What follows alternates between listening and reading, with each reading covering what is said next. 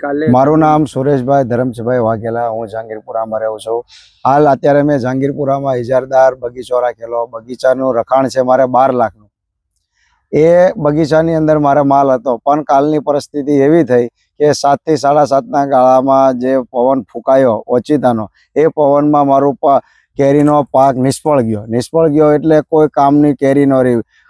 કેરી ન રહે એટલે ઝાડ ઉપર બગીચા ઉપર એક માલ તમને જોવા ન મળે। અને અમે જે ખેડૂતને માલિકને રજૂઆત કરી કે તમે શેઠ અમારા જરા જોવો, તો માલિક ખેડૂત એવું બોલે કે આ તો કુદરતી છે, આમાં અમે કાંઈ ન કહી શકીએ। અમારા પૈસા તમામ અમે જે પણ કિંમત કીધી હોય એ બધી કિંમત અમે ચૂકવી દીધેલી છે, 2-4 મહિના આગળ ચૂકવી દીધેલી છે। તો અત્યારે અમે ખેડૂતને રજૂઆત કરી તો ખેડૂત એવું કહે છે કે અમે શું કરીએ, એમ અમારા તો તમે બોલે એટલે પૈસા તમારે અમને આપી દેવાના। અમે આપી પણ દીધા છે, તો અત્યારે અમારે શું કરવું?